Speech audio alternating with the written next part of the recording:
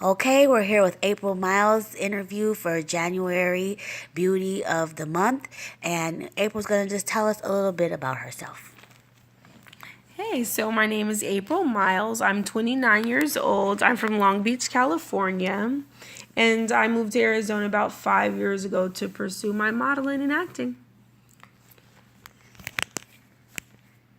So, April, just give us a little information about what you do in your career. Okay, so my career is I'm a club promoter. I promote for a couple clubs in the Valley, as well as I'm a model. So I do local modeling, I do traveling model, and I do a lot of print. So, and also I have my own promotion company, as well as I'm starting an online boutique for all the stuff that you see me posting and all the stuff that you see me in. That's awesome. So, just tell us a little bit about how manage your career and still be a great mother. So some of the ways that I manage my career is, I love enjoying life. And with my career, I have that flexibility to travel and to work at the hottest clubs in the Valley and do some of the things that, are really exciting. So when I'm finished with the modeling and when I'm finished with the dressing up in these nice clothes and doing these lavish parties where everybody's at and you're having a great time and you get paid to do the things that you really love, and I think that's what your passion comes from, getting money or getting acknowledged for the things you love to do. And I like to just have a great time and bring together people to have a great time, so after I do that, and it's like that's my reality. That's my this is what I want to do world. Yeah, this is what I want to do, but it's not who I am. I'm a mother of two amazing kids. I have a daughter, she's 8, and a son that's 12, and I always tell my kids, they're so different but yet so unique. My daughter, she's a musician and a scientist. She likes to make these crazy projects that get everywhere, and I'm like, okay, I know I'm gonna have to clean this up, so. And then my son, he's an athlete, so that means I have to find time in my busy schedule of promoting, modeling, to be at football practice, to be at basketball practice, to wake up and take him to the gym, and make sure he goes to the park and shoot hoops. So I have to find time to balance both of my kids and my career, and I'm a single parent. I've been divorced for, I was married for 7 years. I've been divorced for about 3. So it was within that time where I thought I lost everything, where I really gained so much more, because I'm like, you know what? I have the opportunity to make sure they have better and also give myself better and be better. So I started to train, I started to eat right, and that would launch me into becoming the model. But before that, I'm a mother. So that's awesome. That is amazing. You are just a great example of how women can still be successful and be mothers.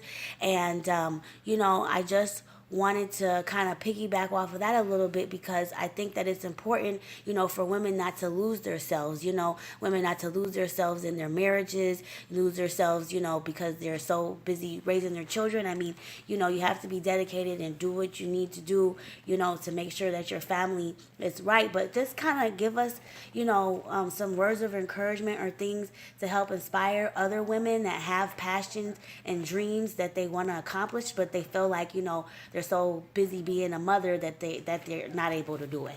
Yeah, so I mean, you definitely have to have that balance of not losing yourself. And I hate the stereotype that people put where you can't be a mother and have a great time at the same time. It was like I was a wife and I had to be a wife. I had to make sure I cooked. I had to make sure I cleaned. I had to make sure all my wifely duties were done. So why can't I be a single mother of 2 and still make sure home is taken care of, but make sure I'm taken care of as well? And I know people say a happy wife, a happy life, but a happy mom, a happy world. Like, if I'm happy and I take care of myself, then I that comes out of me and it flows into them.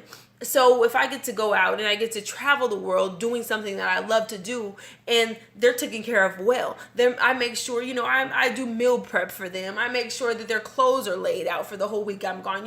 I still keep what I have to do as a mother going, and it never stops. Like, I'm in the kitchen cooking for a whole week's worth of food.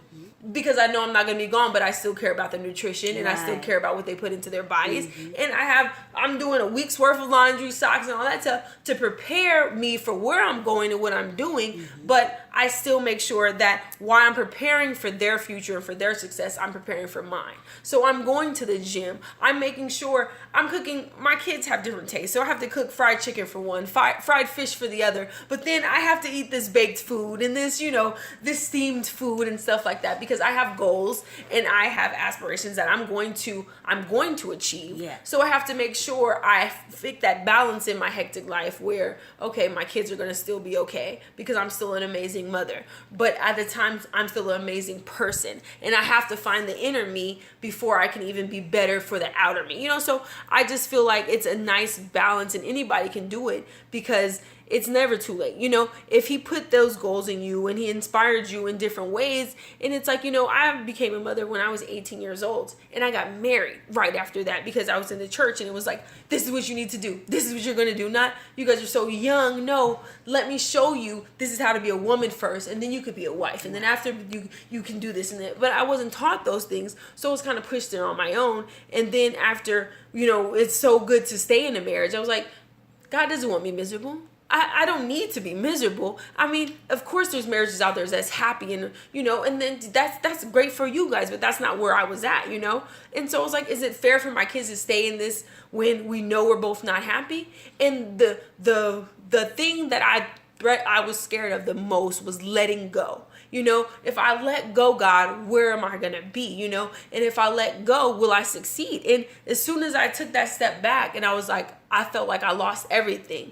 God just was like, no, I gave you everything back, So as soon as he released that back to me, he's like, April, you didn't lose anything. What you thought was to rip you apart and to destroy you, it made me 10 times stronger. I almost lost 100 pounds. I mean, my kids are happy, I have my own condo, like I have my own everything now, where I had nothing before except being behind someone that I should have never let lead in the first place, So I felt like I lost everything. And then God was like, what can you do that someone can never take away from you? And he said, whatever that is, you focus on that. And I said, no one could ever take me from me. So I focused on being a better me, getting healthy, doing little things, eating better, focusing on helping other people and inspiring other people by being natural. I have no injections. I have no boob shots. I have no, I don't have a flat stomach. I have 2 kids in stretch marks. I'm just the average person. Average woman. But at the end of the day, I'm going to embrace it and love it because this is who I am. So you don't have to be fake. And that's what I want to teach people, that you don't have to be Barbie. Yes. You can be the other person. Everyone wants to have long hair. No, my hair is cut short. And I love it. And that's how it is. And I can change it in any way I want because that's my perspective. I don't have to be this, they say you should be this average height, this average weight. I don't have to be that average person because God didn't create me to be average. So I'll never fit into that scale people want to put me in. I'll overpass it because that's my life. So that's amazing. Yeah. You're amazing, April. And that's why, we've selected her to be the Beauty and Brains of the month, because she is not just a model. She's a phenomenal woman, a phenomenal mother. And it's just an example to show women out there, that you can be all things. You can be and do all things if, you believe in yourself, you have faith in yourself, and, you put in the work. So the last question that I want to ask you today is, what would you say to inspire young women, out here that maybe, have low self-esteem or, have a vision or a dream that they want to accomplish, but they don't think they can do it, or, single mothers? What do you want to say to inspire women out here in the world? Well, one of the things I would say is, you dictate your path. You dictate the outcome. If you wake up and say, I can do this, I will achieve these things, I'll let nothing stop me because Christ is the one that strengthens me. If you wake up and you see your destiny before it happens, then nobody can stop it. But if you keep on letting other people dictate it, if you ever become a statistic, you're a mother of two, you're going to be on welfare, you're going to be this, because that's what society says you are. You're young and you want to pay college, so you have to be a dancer because that's what society wants. So, you're black, so you have to be a rapper because they want to mold us into these people that they say we have to be. But if we can break out of this mold and say, this is who I am, this is what I embrace, this is what I enjoy being, and I'm not going to be a size 3. I'm not going to be a rapper. I'm going to be a doctor. I'm not going to be a stripper. I'm going to be a dancer. I'm not going to be the average. I'm going to be above, And when we dictate that, I'm not, like I said, I'm not going to model for Playboy, but I will do an Ebony or an Essence. I have different aspirations and different goals, So as long as you see it, seeing is believing. So as long as life and death are the power of your tongue. So as long as you keep on speaking life and prosperity and speaking to your vision, I will have this house, I would have this car, I would have this desires that I of my heart, and it without a doubt, is going to come to pass. But when you stop believing in yourself, that's when everything kind of just goes haywire. So as long as you believe it, you can achieve it. It's true. And you know what? I actually do have another question. The other question I have is how do you break the stereotypes of a model, or because, you're beautiful and voluptuous, you're a stripper, or you know what I'm saying, you have to be a twerk queen, or you have to do all these things, just to be acknowledged by a man.